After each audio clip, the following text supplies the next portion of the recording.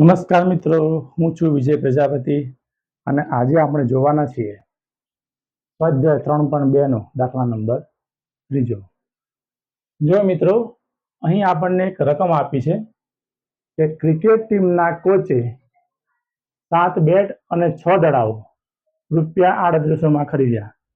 7 બેટ અને 6 દડાઓ કેટલામાં ખરીદ્યા? 3800. પછીથી તેને તે જ કિંમતવાળા 3 બેટ અને 5 દડાઓ 1750 ખરીદ્યા. તો એક બેટની કિંમત અને એક દડાની કિંમત શોધો.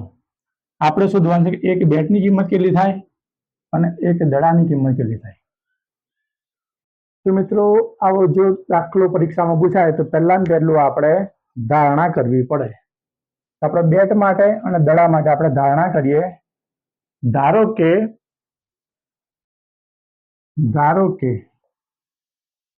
બેટની કિંમત x છે. બેટની કિંમત કેટલી છે? x છે. તો દડાની કિંમત કેટલી થાય? કે દડાની કિંમત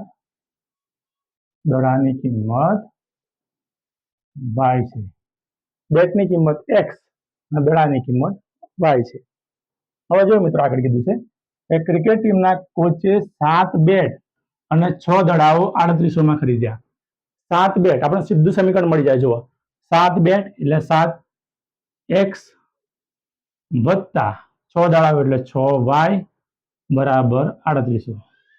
સમજો મિત્રો કે એક બેટની કિંમત x હોય તો 7 બેટની કિંમત 7x થવાની. એક દડાની કિંમત y હોય તો 6 દડાની કિંમત 6y થવાની. અને કુલ આ બંનેનો સરવાળો કેટલો થાય? કે આ બંને 7 બેટ અને 6 દડા બંને 3800 ખરીદ્યા.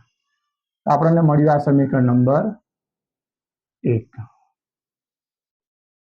હવે બીજું સમીકરણ બનાવીએ બીજી રકમ પર. જુઓ, 3 બેટ અને 5 દડાઓ 1750 ખરીદ્યા. 3 બેટ એટલે 3x વત્તા 5 દડાઓ એટલે 5y બરાબર 1750.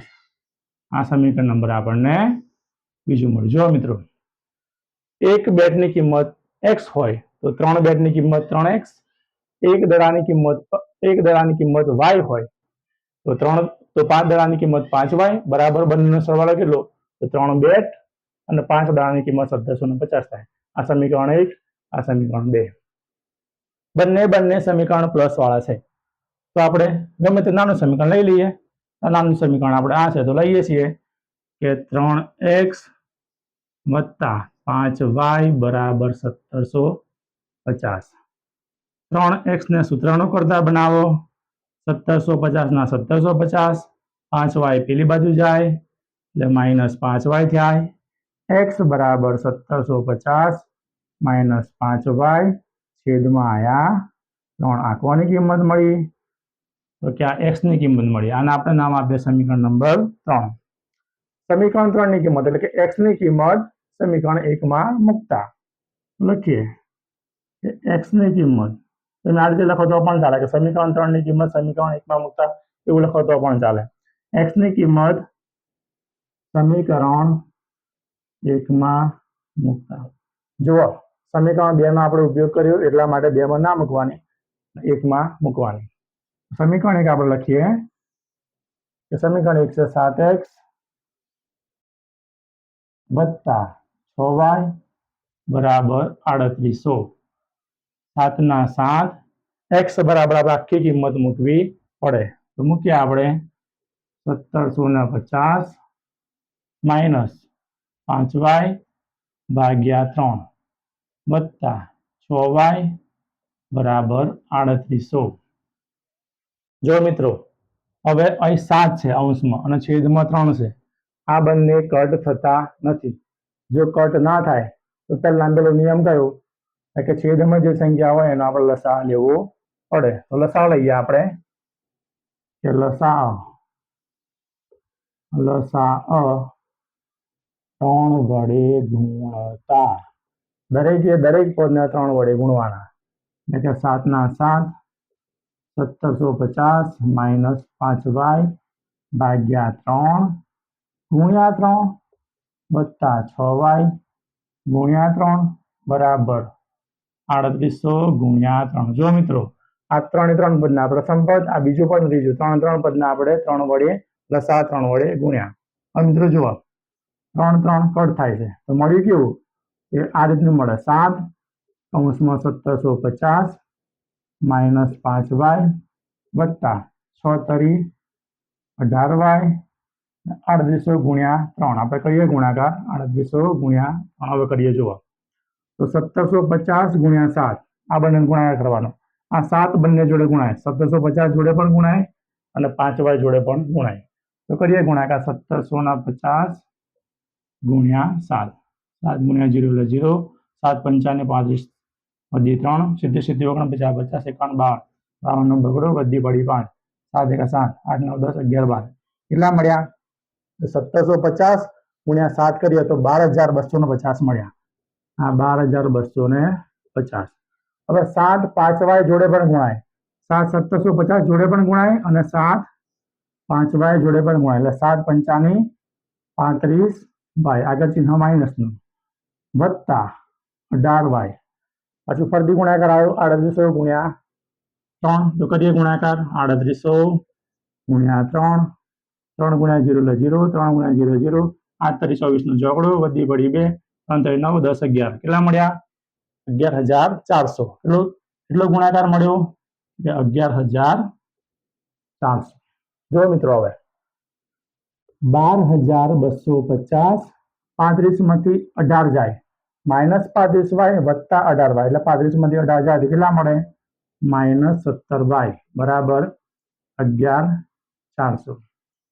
માઇનસ 17y બરાબર 11400.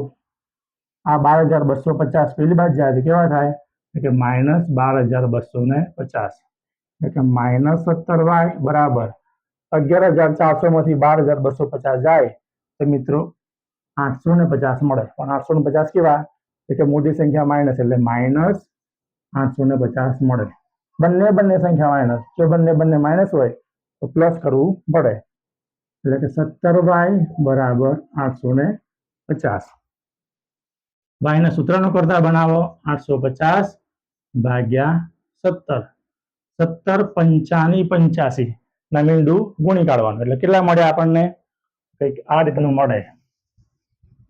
તો y ની કિંમત કેટલી મળી તો કે y ની કિંમત આપણને મળે છે કે y બરાબર 50. કેટલી મળી y બરાબર 50. ચલો મિત્રો એક કિંમત આપણને મળી ગઈ.